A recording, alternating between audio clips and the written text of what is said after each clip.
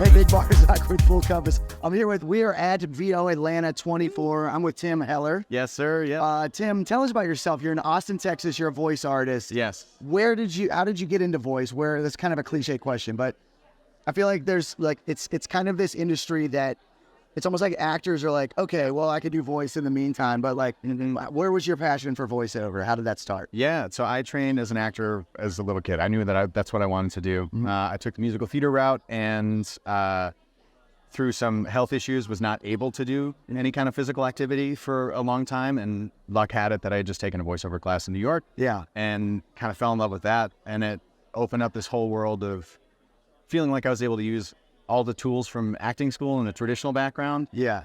Using more of them for voiceover than I was able to use in the theater world. And I had the singing, all the voices, accents, all that stuff that I've just grown up doing is stupid human tricks. Baby cries, dog barks, all the ridiculous things I get. D. Bradley Baker suite of... yes, exactly. It's like, I want to do that someday. And then you get the email that you're doing it. And it's like, all right, well, that's my job now. But it's... I found it through there, and what started as initially as, this would be nice to supplement whatever other income I have, turned into a full-time business within like the first year and a half, 2 years. That's great. And so... Was there a thing that promo or animation, or was there a thing that really took off before the others? Yeah, like a lot of people want to. I got into it, I was like, I'm going to take the animation world by storm, baby, but it's... Of course, is never that, or very rarely that. And so I started out on online casting sites and just doing commercial stuff. I booked a couple of video game and animation things through there, and then through direct marketing to animation studios that are more smaller, independent, doing more of the international side of things. Yep. Started building out more of a career there. And so that's definitely where my forte is. And then I also do everything else because I have to. Yeah. And it's all of that other stuff, commercial promo and all that stuff is very fun. And it is. And I heard your German accent on an audition you just did this morning. Yeah. In your hotel room. Mm-hmm. Because when you're at VO Atlanta, you have to figure it out. Yeah. Well, you do use a 416, which I'm such a fan of. Me too. When did you get that? Was there an evolution of your microphones before you landed on Absolutely. So the evolution was a blue Raspberry. They don't make them anymore, but it was that USB mic that you plug into your phone inside of a Beats headphone case stuffed with pillows under a blanket. That was my first national TV commercial. And then... the next evolution was... You recorded the audition, or did you actually track... You tracked a national TV commercial on a Raspberry? Yeah. It was very silly.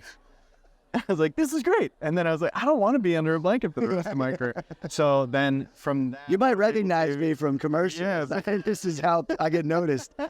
But and then from that, I'm a huge proponent of grow as you go. So... didn't want to get anything fancy until I knew how to use it. Yeah. And then, so I upgraded to the Rode NT1. Right. And then within 6 months after that, I had gotten enough money from other jobs.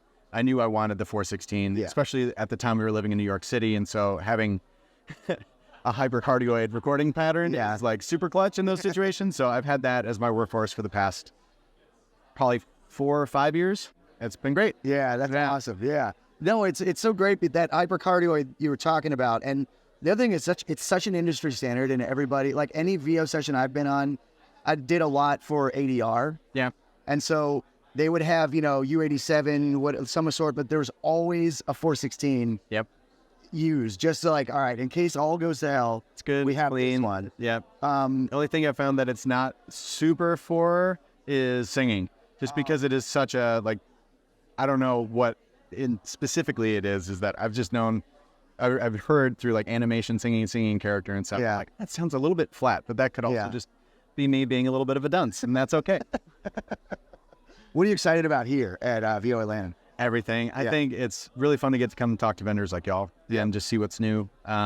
Because I feel like so many of us are so in our own world and in our own little padded rooms that it's nice to get out and just to see what's actually new and who is new and what's out there. Yeah. But it really is the people that I'm most excited for. Last year was my first one, and not living in a major market anymore, all of the interactions in Austin. Austin, Texas. Yes, and so it's moving from New York to Austin has been wonderful. Yeah. And I miss all my LA and New York people. So it's just being able to have everybody gather in one spot. Yeah. It's all the little side conversations, running into people at coffee and turning to being on camera now. And Literally how we connected. Yeah, so it's just nice because you never know what to expect. So coming into it with a positive, open attitude and just not trying to get anything from anybody, but just talking and being excited about what we all like to nerd out about. Yeah, it's my favorite. No, it's true because like someone I think in the opening presentation last night was saying, this is such a siloed industry where like you're in your apartment, you're doing self-tapes. Sometimes you go in if like it's like a bigger client or something, but like for the most part, it's you in your apartment in your whisper room, and you send it off. You might talk over the phone with your agent. This brings everyone together. You can collaborate. You can get networking opportunities, agencies. Like everybody's here at VO Atlanta. Yeah. It's awesome. It's crazy. Yeah, and it can be definitely daunting if you've never been 1,000 people from around the world, but it is really, it's the best. That's awesome. Well, best of luck to you. I can't wait to hear more of your voice everywhere. Yeah. Tim Heller, we are at VO Atlanta. Thanks so much. Yeah, thank you, Nick. Appreciate it. Absolutely.